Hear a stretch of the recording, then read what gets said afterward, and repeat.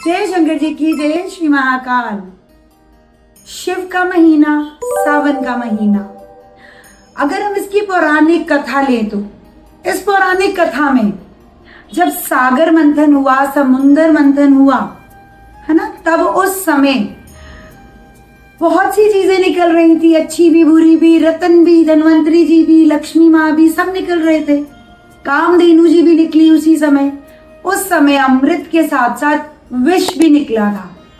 और अगर मैं बात करूं उस विष की, हमारा वो विष धरती पर आता तो प्रलय आ जाती, कभी उपज ना होती, बहुत परेशानियां आ जाती, त्राही त्राही मच गई, देवता कहे हमें नहीं लेना और दानव कहे हमें नहीं लेना, तो वो कौन लेता। और शिव हमेशा हर किसी का दुख हरते हैं, हर किसी का विष लेते हैं। उस समय भी विष उन्होंने ही अपने कंठ में धारण करा था और उस विष के कारण उनके शरीर से इतना ताप निकल रहा था, इतनी गर्मी निकल रही थी, तो सभी देवताओं ने उन पर बहुत सा पानी बरसाया था। इंद्र देवता ने बहुत बारिश करी थी। उस समय से अब तक यही प्रचलन है सावन के महीने, क्योंकि वो सावन का महीना ही था, बहुत बारिश होती है ताकि कण कण में जहां पर भी शिवलिंग है, बहुत सी जगह हैं जहां तक अभी तक इंसान पहुंच नहीं पाया, उस शिवलिंग तक पानी नहीं पहुंचता।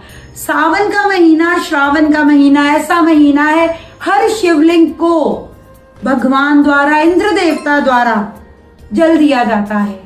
इसलिए श्रावण के महीने ये जल की परंपरा है।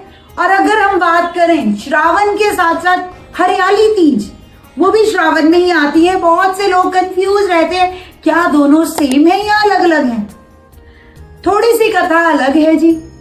इसी महीने में शुक्ल पक्ष की तृतीया को हरियाली तीज मनाई जाती है, क्योंकि उस दिन पार्वती माता ने बहुत ही जन्म लिए शिव जी को पाने के लिए, पर नहीं पा रही थी। अब पार्वती के रूप में वो आई धरती पर, बहुत पूजा अर्चना बहुत करी। फिर शिव जी ने हरियाली तीज वाले दिन, यानी कि शुक्ल पक्ष की तृतीया वाले दिन, पार्वती माता को स्वीकार किया था। और बहुत से सवाल ये भी रहते हैं, स्वीकार किया था तो फिर महाशिवरात्रि क्या है, तब शादी हुई थी, अब स्वीकारा था।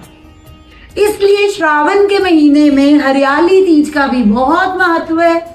और सुहागनों के लिए हमारी गौरजा माता, यानी कि हमारी पार्वती माता, और ज्यादा महत्व बन जाता है। बाकी वीडियोस के लिए फॉलो, सब्सक्राइब एंड शेयर करिए। धन्यवाद।